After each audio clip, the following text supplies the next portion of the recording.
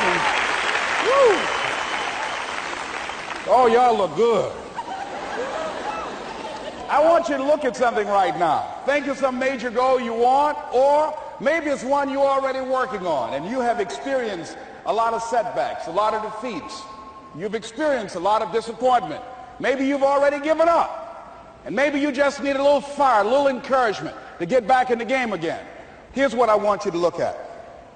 There are winners, and there are losers, and there are people who have not discovered how to win. And all they need is some coaching. All they need is some help and assistance, just a little support. All they need is some insight or a different strategy, a plan of action to make some adjustments that will open up the key to a whole new future for them, that will give them access to the unlimited power that they have within themselves. That's all that they need. So what I want you to do is think about something you want for you, that's real for you, that's important for you, that will give your life some special meaning and power. And I don't even want you to say, I can do that. I don't want you to assume that. See, 5 years ago when I started out in this area, I would not have been able to make the mental leap that I would be up to where I am right now. I don't want you to begin to just psych yourself out. No. I want you to be able to say something to yourself that will enable you to maintain a level of integrity with yourself. That when you say this, even when you face tremendous setbacks, it will be a benchmark to keep you in the game, to keep you moving forward and experimenting and readjusting your strategy and your plan of action, continuously looking for ways to win. So what is that something? When you got an idea you want to move on, you might not have the money, you might not have the education, you might not have the support or the resources you need. What is that something that can keep us going, that will enable us to act on our dream? What's one of those keys that will begin to help us to discover the secrets to our dream? Here's what I want you to repeat after me, please, with power and conviction. Say, it's possible. It's possible. That's all I want you to do when you look at your dream. Just say to yourself every day, it's possible. Just say that every day to yourself, it's possible. Because what does that do? See, it begins to change your belief system. See, the way in which we operate, ladies and gentlemen, it's a manifestation of what we believe, what's possible for us.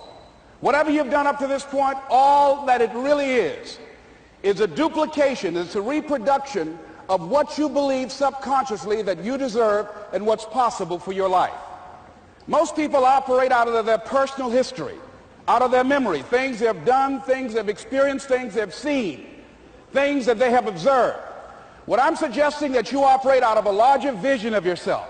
I want you to see yourself doing what you want to do, experiencing what you want to experience, having what you want to have, doing what it is that gives your life some meaning and value. Operate out of your imagination, not your memory. Because whenever you look at where you want to go, I'm wanting to warn you, you will have some conversation back here after you go through the data that you've experienced in life saying you can't do it. And so what you want to begin to do is ignore that inner conversation. Well, most people, ladies and gentlemen, when something happens to them, what they do is they begin to believe that that's the way it is. That's the way it's always been. And they can't see the possibility of it being any different. Example, before April 1954, the common belief, the universal belief, because it had been tried again and again and again, and people had failed, the belief was that man was not physically capable of breaking the 4-minute barrier, that he could not run a mile in less than 4 minutes. That was the belief on the planet. It had never been done. But here's what happened, ladies and gentlemen. Roger Bannister came along, and he broke the 4-minute barrier. Now here's what's significant about that. Since that time, up to this day, over 20,000 people have done it, including high school kids. What changed? 20,000 people, what changed? Here's what happened when they got on the track. They knew it had been done. And because they knew it had been done, there was a new belief about this barrier, about this goal that was unreachable. And those 20,000 people got in a race believing, knowing in their heart that someone had done it, that it's possible, that they could do it. And I'm saying that if you know anybody that had some goal, some dream, something they wanted to do, and they did it, then I'm saying that you know in your heart that if someone has done it, then you can do it. It's possible. And that if someone can make their dream become a reality, that it's possible that you can make your dream become reality. And so as you begin to look at where you want to go, beginning to embrace that, it's possible. I'm blessed and highly favored. I've got a lot going for me. I got some good stuff in me. And it's possible that I can bring my greatness out here in the universe. That I can do what I want to do. It's possible I can write my own book. I can have my own business. I can take the trip and travel around the world. It's possible. I can bounce back from adversity and reinvent my life. It's possible. Regardless of where I am, the things can get better for me. It's possible. I'm thinking about two men right here in Chicago who were fairly successful, similar background, educated. They worked for a corporation for many years, and they were among many people that were laid off. Two guys who were very good friends. One went out looking for a job for several weeks along with the other one, and they faced disappointment and rejection again and again and again. They couldn't find any work, which is the story of many people across this country. One guy stopped. He became discouraged. He stopped going. He stayed home looking at television, became very argumentative and toxic with his wife, drinking beer, getting on the phone, talking to his other negative, unemployed friends. And he just gave up. The other guy kept looking for a job everywhere he could go. Every time he could get an opportunity, kept asking people, networking, checking the newspapers every day. Kept going everywhere he could, trying to find a job. You have too much education. You're overqualified. You won't be here long enough. He kept going. He kept going. He went to a place and said, look here, I tell you what, if you can't hire me, and I know you can use my talents, abilities, and skills, I don't want to sit home and do nothing. Just let me do some volunteer work. You don't have to give me anything, all right? I just want to work. I want to be busy. Guy said, okay, it's on you now, but don't expect me to give you anything. It's okay. This guy came in and worked. He was the first one there. The last one to leave was the best employee there. About 4 weeks later, one of the top managers quit. They were looking for a replacement. Guess who they selected? This other guy. This guy who was volunteering his time. He got the job. What was the difference between the two men? Eyesight and mindsight. Eyesight is judging on what you see. Judging according to appearances. But mindsight is how you interpret what you see. One guy said, it's not possible, it's over, I'm finished. I can't do it. I can't make it. He surrendered. I've faced rejection again and again. I'm not going anymore. There are no jobs out there. But this other guy, he felt that in spite of the no's and rejections, in spite of how bad the economy is, in spite of what the newspapers are saying, that it's possible that somebody somewhere will give me a job. He just kept going, thinking it was possible. And guess what, ladies and gentlemen? That's what we have to do with our dreams. Because things happen to you in life that you can never, ever anticipate. And many times when those things happen, you want to give up. I remember when I was in broadcasting, when I was a disc jockey, I became very controversial, not only being a disc jockey, but I felt that radio was something that you not only entertain people with, but you also empower them, you educate them. And I got fired. I didn't just leave, they fired me. That was a shock. I said, wait a minute. They took my microphone. I thought that was who I was. No, ladies and gentlemen, it wasn't. I had to do something else. And I didn't know what else I could do. See, here's what I'm looking at. What are the uses for your life right now that you haven't even reached for yet? See, I believe that when you don't have enough encouragement to act on your dreams or ideas, or you're not enlightened enough, that life will act on you. See, life had moved on me and said, Les Brown, you have outgrown this. It's time for you to do something else. Well, I wasn't enlightened enough. I organized some disc jockeys and got my job back. So they had to fire me again. I got fired twice. Here's what I did. I had to think of something else. And so a guy suggested to me, he said, Les, why don't you run for office? I said, man, I've never run for office. I've never known anything about how to operate in the political arena. I've heard encourage people to register to vote and get out to vote, but I don't know anything about politics. He said, well, neither do the people who run for office all the time.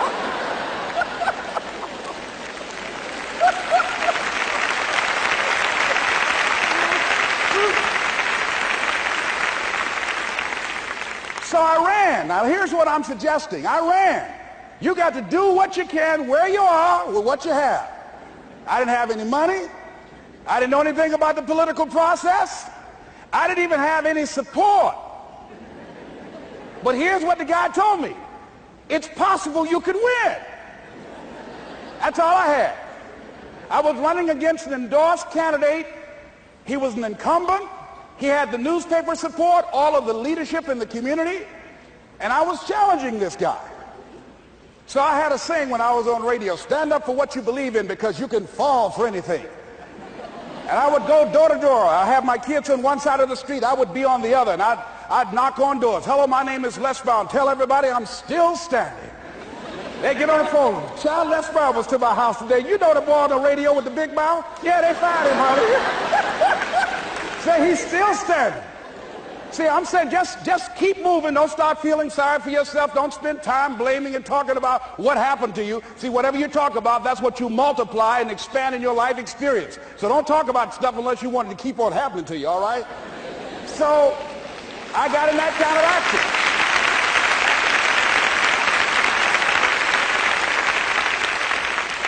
As I continue to do that, had my children with me, were going door to door, didn't have enough money. Eventually, we got close to the election and something happened that really surprised me. Guys who I thought were going to either support me or stay out of it, various powerful community leaders, they became involved in it and they endorsed my opponent. I felt devastated. Now that's going to happen to you when you're working on your dream. Things are going to happen that's going to catch you on the blind side. That was shocking to me. They didn't have to do that. All they had to do was just stay out of it. But here they go, come up in there messing with me. Now that's going to happen. There's some people who believe it's their personal business to stop you from living your dream, all right?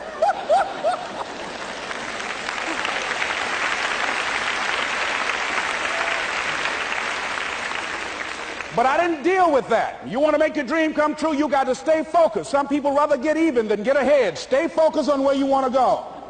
I just kept on doing what I was supposed to do.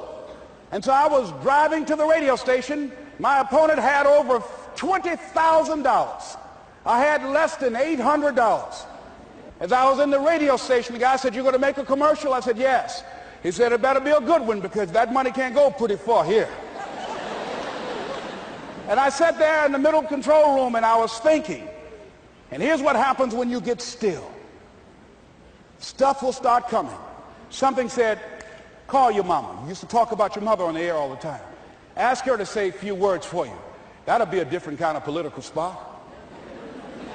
So I called my mama, and I had a gospel record playing in the background.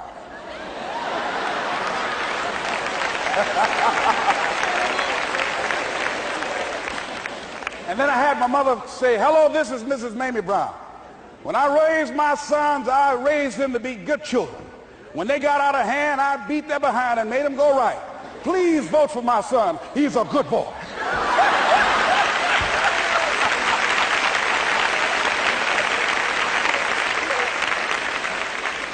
Usually in the state representative race, maybe 3,000 or 4,000 people will come out to vote in a primary.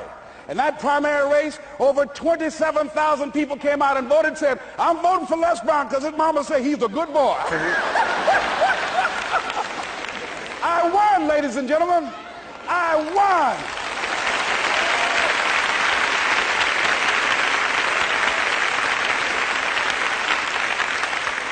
So you've got to be willing to stay focused, to be creative, to be relentless, because things are going to happen to you when you're working on your dream, when you get on track. I remember when I first got involved in speaking, one of the main things that speakers like to do is speak to a certain association that they have over 10,000 of their sales reps that come to this convention. And I was relentless. I kept saying, it's possible. It's possible. See, what I wanted to let you know and set you up for, because you said it's possible, don't mean that you're not going to have any problems. That Murphy's Law ain't going to come and slap you side the head. Oh, Murphy going to come visit you. He's waiting for some of y'all out in the parking lot. Oh, you say it's possible. Okay, it's possible. You better get up. Well, I was working. I kept saying it's possible. They got other speakers on this program. I can be on that program too. I kept selling myself. I got all fired up. And I was calling them every day, every day. And the lady finally said, Mr. Brown, I tell you what, we want you to come in and talk to our sales executives. You got the kind of fire and guts that they want, that will motivate them. And let me tell you something else. We want you to bring your motivational tapes. You're going to need at least $50,000 worth of tapes. I said, is that right? Yes, because they want to keep that drive alive. I said, all right. I called the guy who duplicated my tapes. I said, Don, how you doing? This is Les. Let me tell you, I got a major speaking engagement. I said, man, it's a speaker's dream. I need over $50,000 worth of product. He said, Les, you don't have that kind of credit. I said, I know, but Don, I can sell that. Just right after the speaking engagement, I'll give you your money in 4 days. He said, are you sure, Les? I said, yes, man, I got a major speaking engagement, and they told me to do it. He said, man, that's a big order. Let me talk with the lady with you. I said, hold on just a minute, man. Call the lady back. Hello, Evelyn, how you doing? This is Les Brown. I got Don on the phone. What did you say? Do I have the speaking engagement? Yes, you do. And what else you suggest? Les, our people, they buy a lot of tapes. Your tapes are very popular among them. I'm saying bring at least $50,000 worth of tapes, Les. You'll sell everything you got and more. I said, did you hear that, Don? He said, yes. I said, now, if anybody else has to make a decision, are you the final person? She said, I'm the final person. I will send you the contract. I want you. I said, you hear that, Don? He said, yes. I said, oh, ye of little faith. I said, duplicate the tapes, man. Hung the phone up. Well, he duplicated the tapes. 1 week came by. I'm checking the mail every day. No contract. I said, come on, Murphy, don't start nothing, man. Come on. Come on, man, give me a break. Come on, you know, this ain't fair. Come on, man. Give your boy a break. Come on. I talked to myself, you know. I didn't want to call him right now. 2 weeks passed by. Murphy said, don't you think you ought to call him? I said, okay. I called. I said, hello, this is Les Brown calling. How you doing, Les? I said, fine. I said, Evelyn hasn't sent my contract out yet. Any additional information you need? So, Les, you haven't heard? I said, no. I said, Evelyn died. I said, she died? I said, did she say anything about me?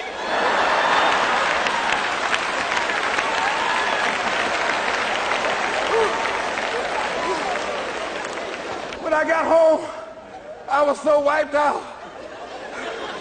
And Murphy was in the house waiting on me. Murphy said, is it possible you want to listen to some of your tapes?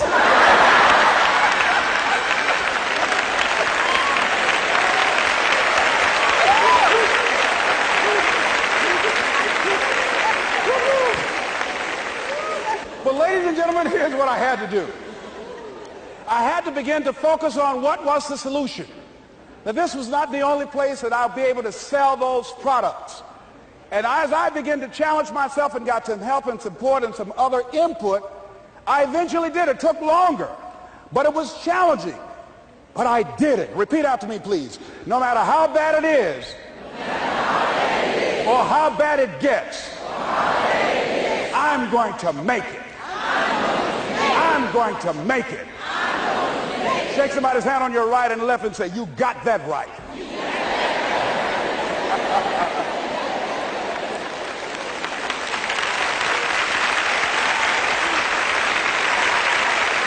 Repeat after me, please. It's possible. It's possible. I can have my dream. I can get what I want. I must be creative. And never give up. Now, let me share something else with you, ladies and gentlemen. When you know within yourself that there's something you want to do, and I believe that all of us were born with a purpose, that all of us have something that we are supposed to do, that all of us have some goodness within us, and that goodness gives us a responsibility to manifest our greatness. And when you know that, you can feel it in your guts, and you know that you're deliberately operating below your potential. You've gotten comfortable. You stop expanding. You stop stretching. You stop challenging yourself. Let me share something else with you. Not only is it possible for you to have your dream, but it's necessary. It's necessary that you have it, that you work on it, that you develop yourself, that you go for what is yours in the universe. I have a friend that at the beginning of the year I was in Los Angeles giving a speech, and I do a seminar teaching people how to become involved in the speaking business, and also one called Speaking with Power, teaching people how to begin to develop their communication skills. And this friend, I said, I want you to work with me. I called her up. She said, Les, are you sure I can do it? Sure you can. You have a PhD in communications. I don't have that. If I can do it, sure you can do it. In fact, I'm going to give you the support that you need. Here's what I realize, ladies and gentlemen. We only have enough energy to take us to a certain level. But it's necessary that we assemble ourselves with other people who share our vision, other people that can see it for us, to give ourselves a home court advantage.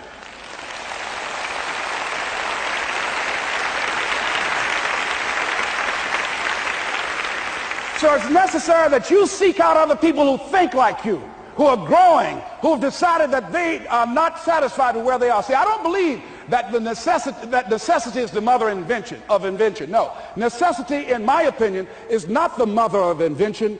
Refusing to accept things the way that they are is the mother of invention.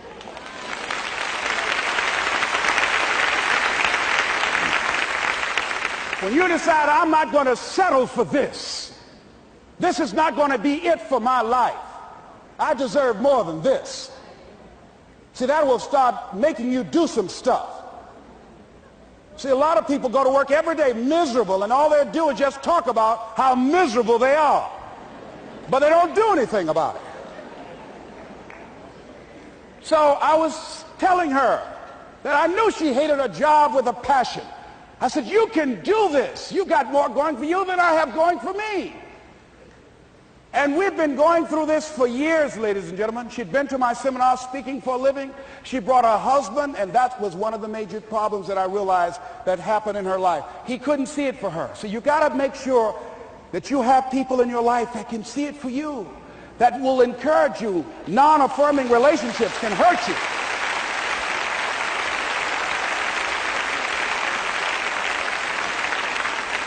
And I talked to him. I said, you know, I don't have anything to do with your marriage. He said, you and I are good friends, and she and I are good friends. And I'm not taking sides. I said, but if you can't see it for her, don't tell her that. Just give her some support. What if you're wrong? It's possible, man, that if I'm doing it, she can do it. Well, you're different. How are you going to tell me that? You've seen her speak. She's got great speaking skills. Don't underestimate her. You don't know. You got a great woman here. But you see, people who can't see it for themselves can't see it for you. He was happy.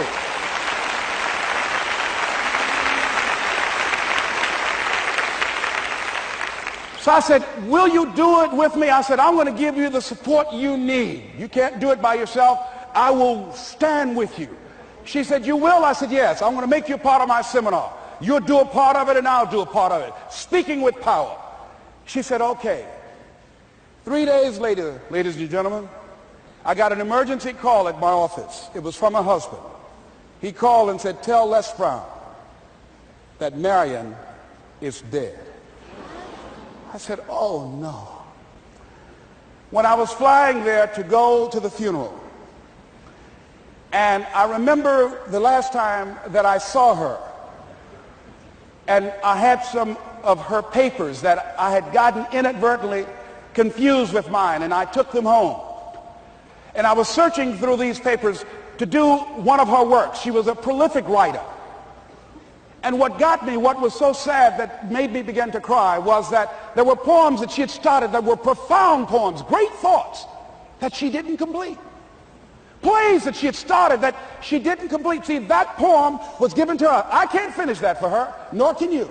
That play, whatever the outcome that she had envisioned, that she had imagined, was given to her. Only her. And she's the channel that was going to come through. You are here, and you are the vessel, you are the outlet for the universe. That you've been selected. There's something for you to do. I believe all of us have some purpose for being here. And as I was going to the funeral, and I was reading a newspaper that said that millions of people are dying because of what they're eating, talking about their diet.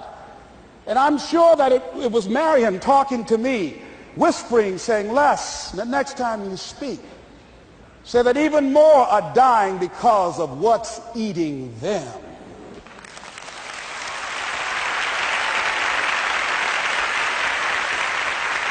When the challenges of life come your way, you've got to find ways to increase your sense of self-appreciation, because if you don't, you're bombarded with negative stuff every day that beats you down, and you will find yourself unconsciously engaged in self-destructive behavior. If you don't program yourself, life will program you.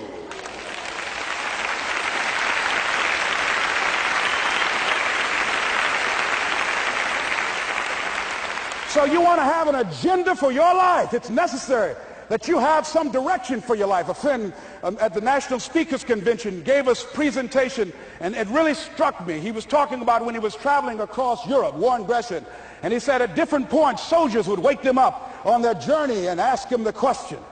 And I posed this to you. The question was, where have you been? Why are you here? And where are you going? And that's what I ask you. Where have you been? Where have you been up to this point? You look at your life. You look at what you produce.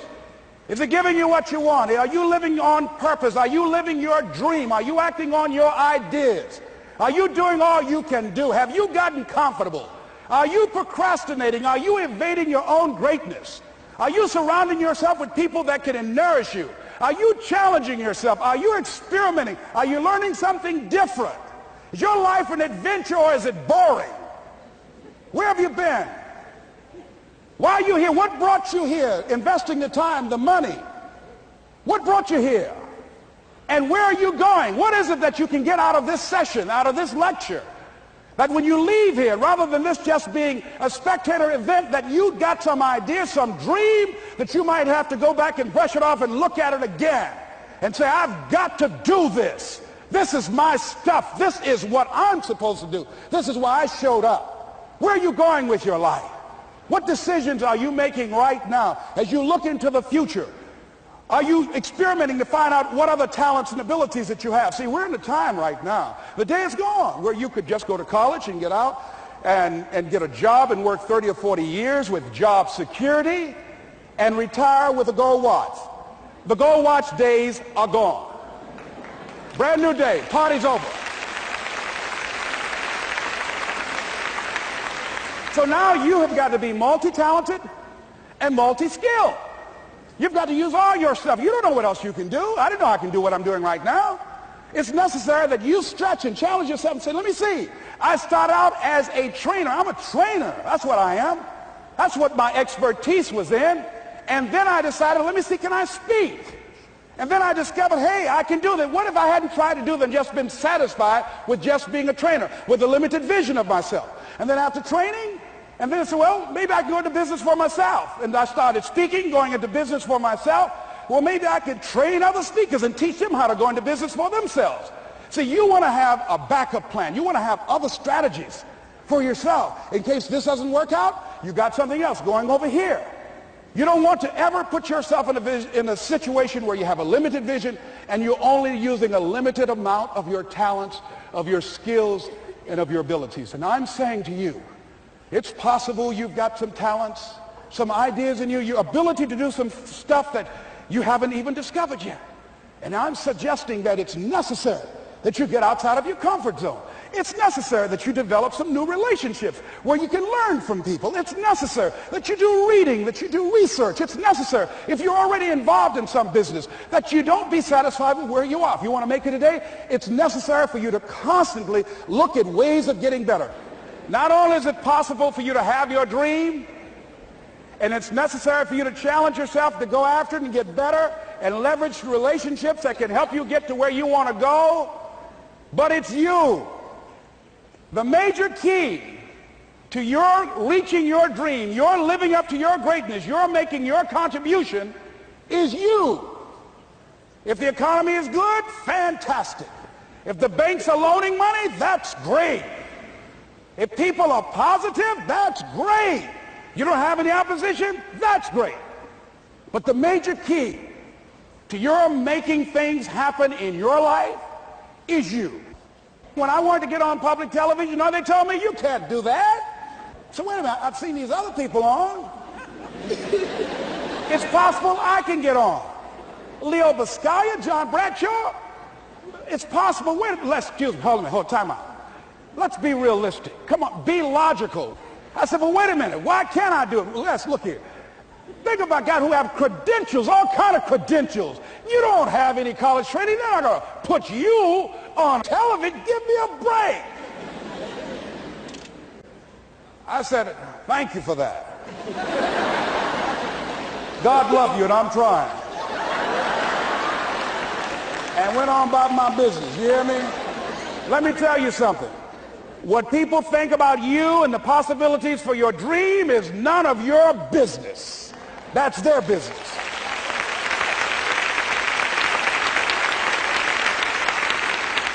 They have no imagination, ladies and gentlemen. They're living out of the past, out of their memory. Their attitude is it can't be done because they haven't seen it. They're judging according to appearances. The people that are going to make it in the future, the people that are making it today, let me share something with you. History is being read, but it's also being written by people with imagination.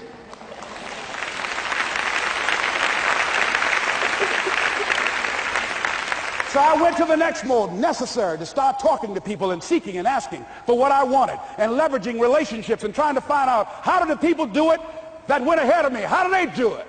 And then what is it I need to do? How is it I need to train myself, to develop myself? What's the resources that will be required in order to make it happen? And as I start seeking out and asking questions, I started running into people saying, I know someone who can help you do that.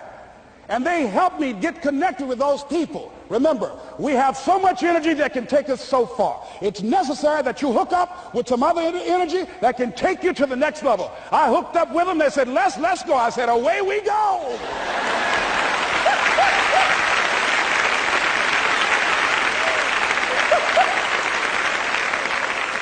And guess what? Here we are. I love it. You want your stuff?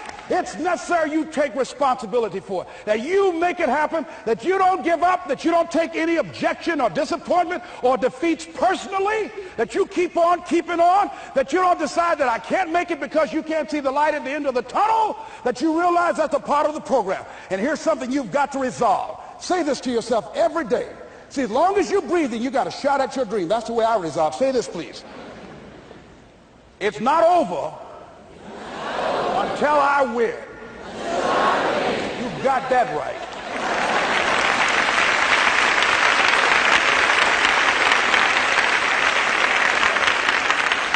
It's not over till I win. Not over till I get through. It's not over till I get over. Not over till I get what I want. Door can't open today, look out. I'm going to come back and take the hinges off. That's how you got to do that. You've got to have that kind of courage, that type of determination. If you want to make it happen, it's you.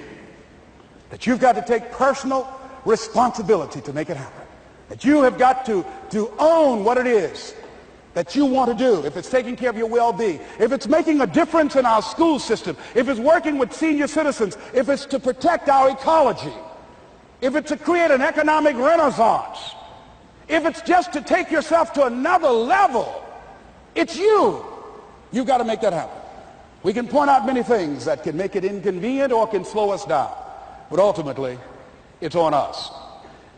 Next step is, not only is it possible and necessary, and it's you to live your dream, to make this greatness that you have within you become a reality, but what I've come to appreciate when you're working on changing your life, changing some bad habit, getting out of addictive situations or relationships, or working to build a dream or making a difference in our society, or learning something that's very challenging. Here's what I realize, ladies and gentlemen, and develop a great deal of respect for. It's hard. Easy is not an option. It's hard living. Life is hard. See, it's hard when you are 49 years old, been working on a job for 17 years, and they come in and tell you you're finished and give you 1 week severance pay. And you got to start all over again. It's hard when you're married and raising children and your children are crawling and your husband dies unexpectedly. It's hard handling just the tragedies of life. It's hard when you're working on something and you put everything you have in it and it doesn't work out. You lose your money and other people's money. It's hard. It was rough when I lost my job and I could not find a job. It was humiliating and embarrassing, borrowing money, and then I couldn't pay the money back when I told them I would. That's rough. How people look at you, how they respond to you. It's very hard. It's humiliating.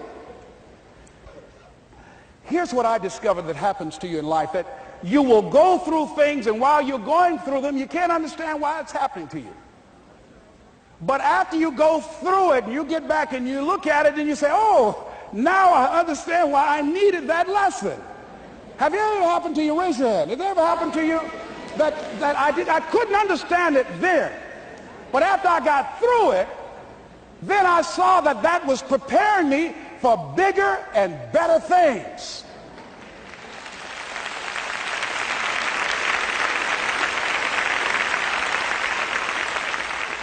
That as you go through the challenges of life and you look at it and embrace whatever comes to you, don't run from it. Step toward it. Don't try and duck it like most people do. See, most people want it easy. See, easy come, easy what? Easy go. See, but when you go at what you're going to deal with and you deal with the difficulties of it, when you handle those hard things close at hand, making those hard decisions right now that you don't want to make, learning those things that you don't like to do, but you know that in order for you to get where you want to go, this is one of the hoops that you have to flip through. And I'm saying to you, whatever you got to do it, because if you don't, life is going to whoop you until you surrender and say, okay, all right, I cooperate, okay, I learned, okay. It had to wear me out a long time. So if it's hard, then do it hard. Now, how do you hang in there during the hard, difficult times? Les, you must have faith. You've got to believe in yourself. You've got to believe in your abilities. You've got to believe in your service, your company, your ideas, unquestionably. You've got to have faith, and that faith gives you patience. That it's not going to happen as quickly as you want it to happen. A lot of things are going to happen that will catch you off guard. And so therefore you've got to deal with and handle it as it comes. And not only that, but that faith and patience drives you into action. You've got to keep moving and keep plugging away. In the Far East, they have something that's called the Chinese bamboo tree. The Chinese bamboo tree takes 5 years to grow. And when they go through a process of growing it, they have to water and fertilize the ground where it is every day. And it doesn't break through the ground until the 5th year. Okay? But once it breaks through the ground, within 5 weeks, it grows 90 feet tall. Now the question is, does it grow 90 feet tall in 5 weeks or 5 years? The answer is obvious. It grows 90 feet tall in 5 years. Because at any time, had that person stopped watering and nurturing and fertilizing that dream, that bamboo tree would have died in the ground. And I can see people coming out talking to a guy out there watering and fertilizing the ground that's not showing anything. Hey, what you doing? You've been out here a long time, man. And the conversation in the neighborhood is, you growing a Chinese bamboo tree, is that right? Yeah, that's right. Well, even Ray Charles and Stevie Wonder can see ain't nothing showing. You know that's how people are going to do you? So how long you been working on this? How long have you been working on your dreams? And you have nothing to show. This is all you got to show? People are going to do that to you. And some people, ladies and gentlemen, they stop. Because they don't see instant results. It doesn't happen quickly. They stop. Oh, no. You got to keep on watering your dream. And when it began to happen, they stopped laughing. They said, look. Whoa, look here. Look how, hey, man, you know, I know you could do it. Look here, you got a job here?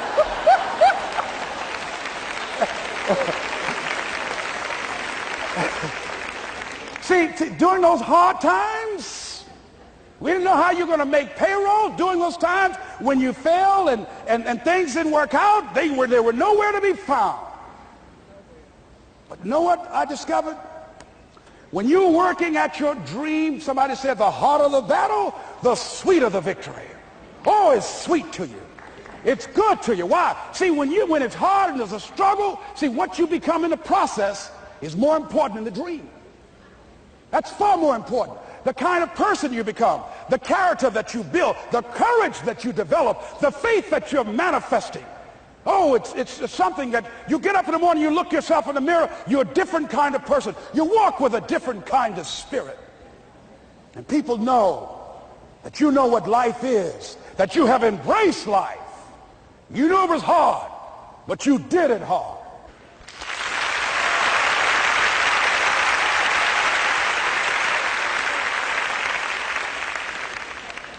Now that takes us to the next level. If it's hard, why do people do it? You ask people who do things. Why do they go it? People who climb mountains just for the sake of it. Nobody paying them to do it. Just do it. Somebody said, I'm going to run around the world. He said, well, why would somebody want to do that? I'm going to swim the Atlantic Channel. Why? Why do people do that? I wondered, why would a Nelson Mandela give up 26 years of his life? Why do people do that? Here's what I discovered in high school. High school, I decided I wanted to go out for football. Never forget this. And I discovered why people do things. You know why, ladies and gentlemen? Even though it's hard, it's worth it. It's worth it. See, one day we had Coach Alkin Hepburn had this plaque down there. And this wood on the floor, on the ground. He said, Brown, come over here. Had my suit on. I said, yes, sir. He said, I'm going to have old Larry Littles down there. Old big Larry. Yes, sir. Big, fat, sorry Larry. Yes, sir. Brown, I want you to get down bull neck. Yes, sir. He said, I want you to run at Larry. I want you to put your helmet right in his pit, right up and hit his chest, and knock him off that board. You hear me, Brown? You can do that. Yes, sir. Can you do that? Yes, sir. I said, hubba, hubba. I said, hubba, hubba. He said, Brown, I want you to knock him off. You're going to make the team. I know you can get him, all right? Look at him, how sorry he is. Knees knocking and everything. I said, yes, sir. And then he went down to Larry. Larry Littles, who played 12 years for the Miami Dolphins, all pro for 12 years. This is a bad, big dude. 250 pounds, strength, agile, and all muscle. He said, Larry, he said, man, you know Brown down there. He's down there talking about your mom and everything. He talked about how fat and sorry you are and how he's going to knock you off this board. Larry now spitting fire and growling and foaming at the mouth. Now I'm looking at Larry saying, oh, hubba, hubba. He said, look at that fool down there growling. He told me he's going to scare you, that you're going to leave. Are you going to leave? No, coach, I ain't going to leave. Go down there and knock him out the park. Boy, coach got back. He winked at me. Go get him, Brown. I went, hard. I ran into Larry with my helmet. Larry said, boom. I don't know where I landed. When they woke me up, I said, can y'all take this helmet off me for a minute? I said, y'all got any more positions out here? They said, like where? I said, don't y'all need an announcer? I said, Brian, where you going? I was crying. They said, man, some girls over there. I said, I don't care, man, I'm hurt. I said, that fool almost killed me, man. He said, Brian, you quit, man? I said, yeah. I said, what? I said, it ain't worth it, man. No, it ain't worth it. Y'all go ahead. Y'all crazy. I'll be your announcer, man. I was calling the game. I was up there in the booth. Call good games, too, because the pain wasn't worth it to me. And I'm saying to you, you know why people do what they do? The people who go after their stuff, what makes it worth it? It's got to be your passion. You got to love it, ladies and gentlemen. You got to love it. It's got to be what you are supposed to do. You want to sing, and even though they want to invite you to Carnegie Hall, you're going to sing to anybody that listens to you, including singing to yourself. I used to talk to my plants when nobody else would listen to me. You got to write, even if no one published your book, write, because that was given to you to do. You do what it is you're supposed to. You're supposed to build something. You're supposed to create something. I don't know how to do it. Learn. Do whatever is required. Just go out there. It's possible you can get what you want. It's necessary. If you want it, you got to go into action. You got to be willing to experiment. You got to be willing to fail and to succeed. You got to be willing to form and to develop new relationships. It's you. It's on you. You got to make that happen. Nobody's going to bring it to you on a silver platter and say, here's your dream manifested. No, it's hard. Yes, it's hard. It's difficult. Yes, right. And it's worth it.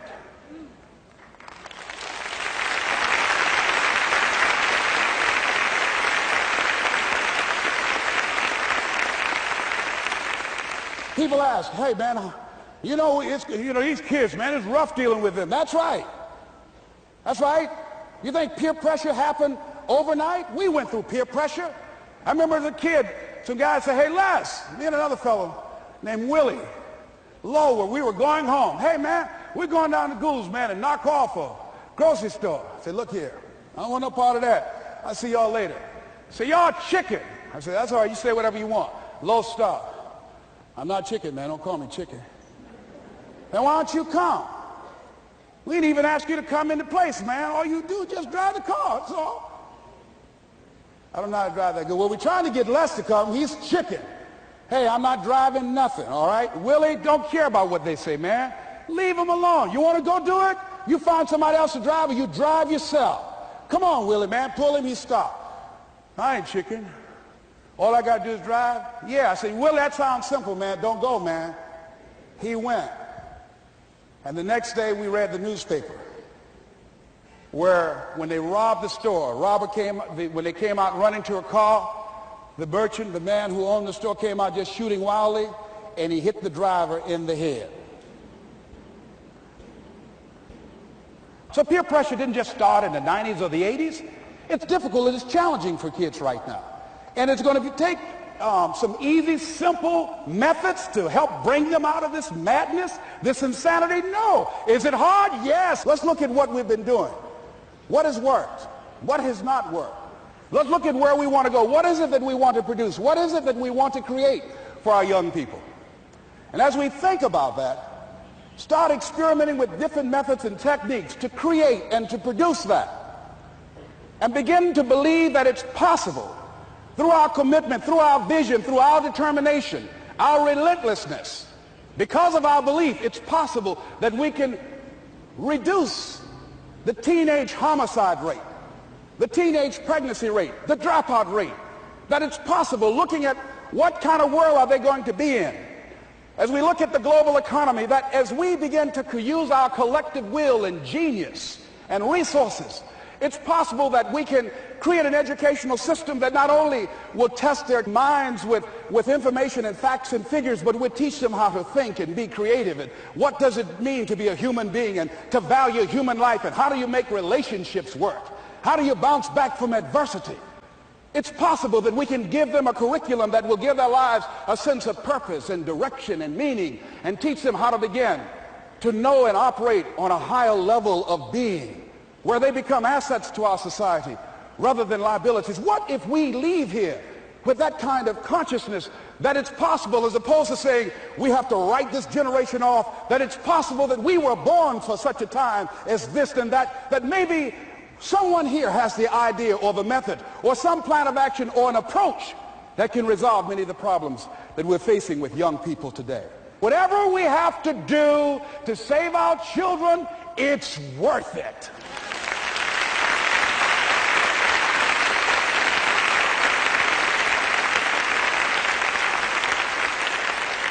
And so that brings me to the final step, that it's necessary for us to begin to look at the future and know that it's possible that we can have our dream. Yes, it is.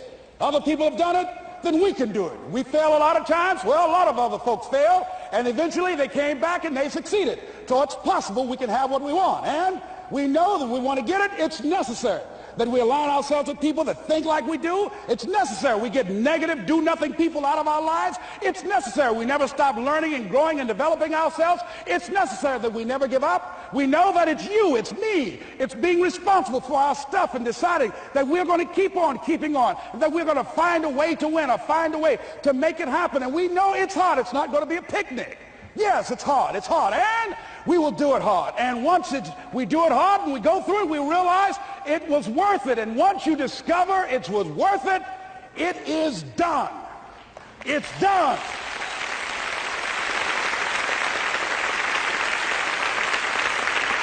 It's done, ladies and gentlemen, before it happens. Well, here's what I'm suggesting to you. That when you're working, you have a wall to break through. Let's say a friend of mine who runs a marathon, and he says, when he's running the 26-mile marathon, he said, let's say that hypothetically, that 18th mile is the wall.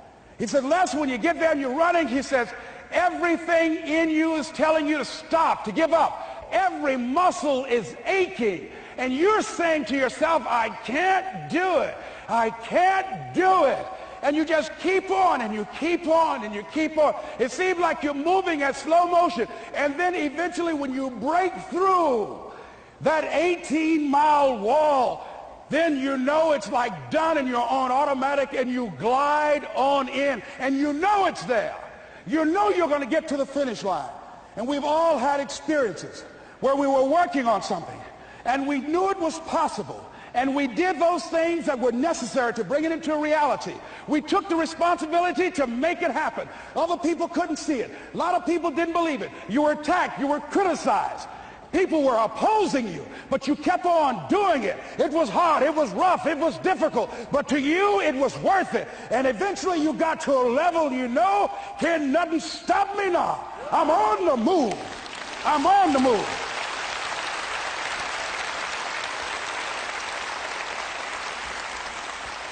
Finally, I'm thinking about a friend of mine who is no longer operating on this dimension. His name is Jack Boland.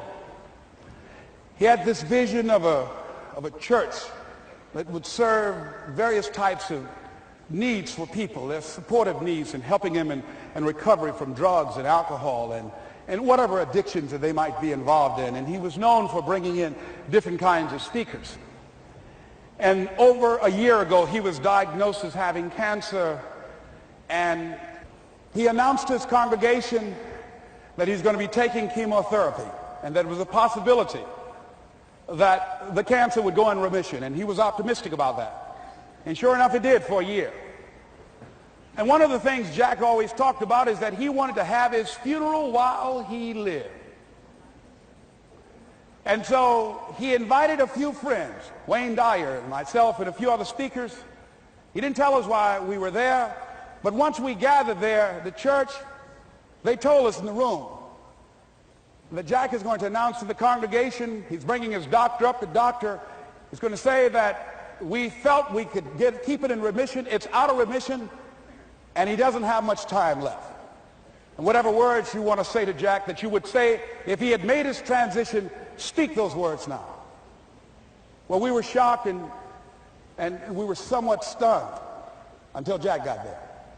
They brought him in a wheelchair, and boy, was he courageous, and he had a strong smile, and they helped him up the steps, and he sat behind the podium. And each of us got up and we said a few things about Jack and the impact that he made on our lives. And he said, the doctor, after announcing that Jack didn't have long, he says, "Doctor," he said, "I accept what you say, but it's possible that does not have to be the case. But if it is, I will enjoy life to the very last breath I take, even the chemotherapy. I will enjoy that." And Jack did, ladies and gentlemen. And when they said that all of his vital organs were failing, they called his family and his close church staff to the hospital and said, "He's dying." And so they came and they all gathered in the room. And Jack at that time was unconscious. And he gained consciousness, and he looked at them and he said, with what strength he had, he said, "I want to thank you all for being here. You've been a great staff to me." He looked at his sons, his daughter. He said, "You've been a great family." He said, "Don't feel sorry for me." He said, I'm ready to go. I'm looking forward to the next adventure." And he sat there for a little while, laid there, and he closed his eyes, and he lost consciousness. About an hour and a half later, he opened his eyes, and he looked at them. He said, "This is embarrassing. I'm not dead yet."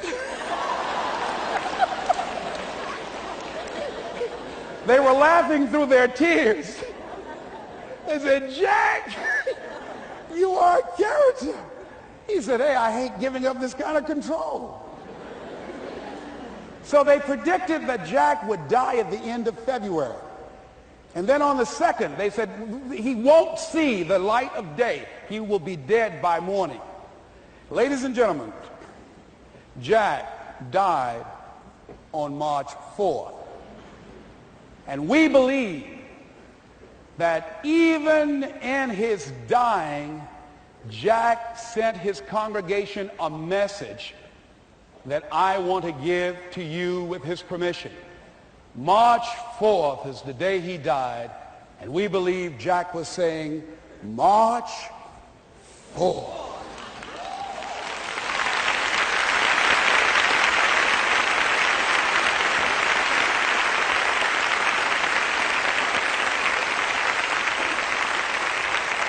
So I say, as you look into the future, while other people are giving up, feeling like victims, feeling powerless, becoming negative, turning on each other rather than to each other, feeling that they can't make it, be ye not conformed to this world, but be ye transformed by the renewing of your mind with the mindset of that it's possible that we can save this generation. It's possible that we can create new industries, a new economy. It's possible that I can find a new profession, a new job. It's possible I can create a new life. And it's necessary that I become actively involved in becoming a positive force in my life and on the planet. And it's me, yes, it's you, it's all of us, pulling together, working together to create this brand new future. And it's going to be hard. Easy is not an option. But if it's hard, we will do it hard. Whatever is required to snatch victory from the jaws of defeat. And it's worth it, yes. It's worth whatever we have to do. And once we know that, it is done. It is done. It is done. It is done.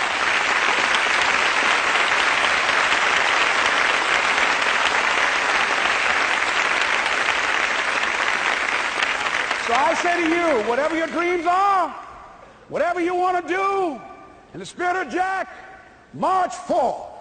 This is Mrs. Mamie Brown's baby boy, Leslie Calvin Brown, saying, "It's been a plum-pleasing pleasure as well as a privilege."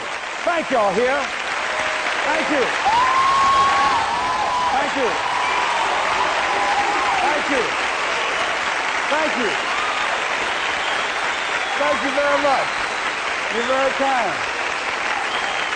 Thank you. Thank you very much. You're very kind. Thank you.